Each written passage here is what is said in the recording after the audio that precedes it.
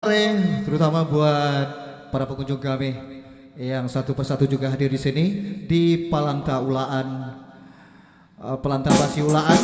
Oke, satu tambang untuk kita semua.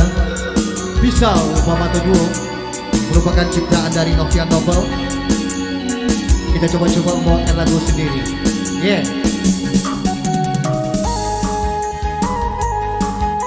Dan juga gak lupa nih, happy semua. Bari yang dikulik hingga jajaknya, duku di hati membawa sesok.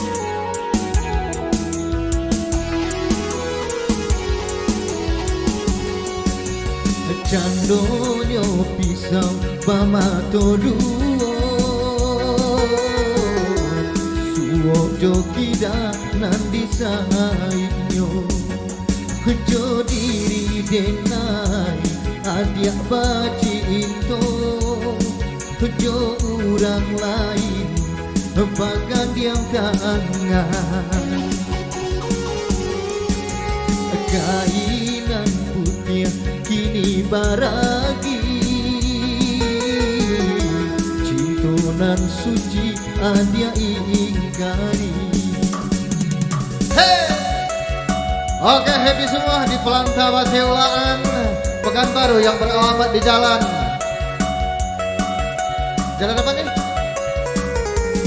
Jalan Harapan Raya. Oke, asik semua.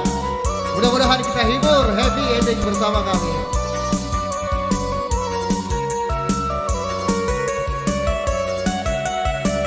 Padiahnya tentu suaduri ada bau benyo, hindak sapadi duko di hati. Hey, ha, ha, ha.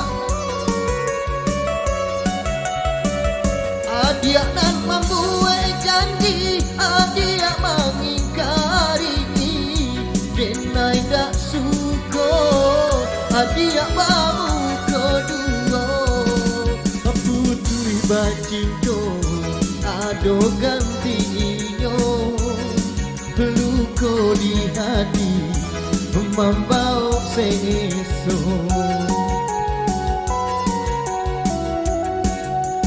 Kainan putih kini baragi, cintunan suci adia ingkari. Hey, ha, ha. Yang di sana jangan lupa nanti nyanyi ya.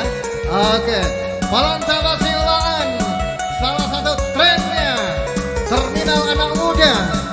Oke, mudah-mudahan Anda merasa happy, merasa senang di Palanta Ulaan. Oke.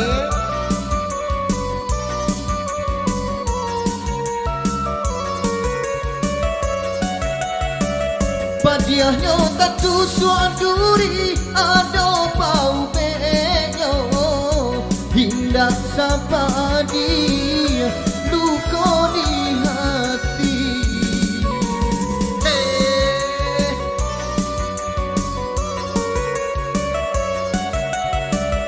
Adia nan membuat janji, adia mengingkari, denai dak suko, adia bau kedua.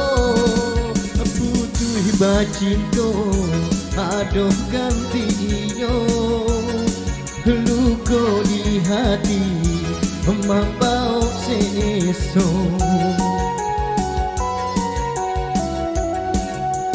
Kainan putih kini baragi, cintunan suci adia ingkari.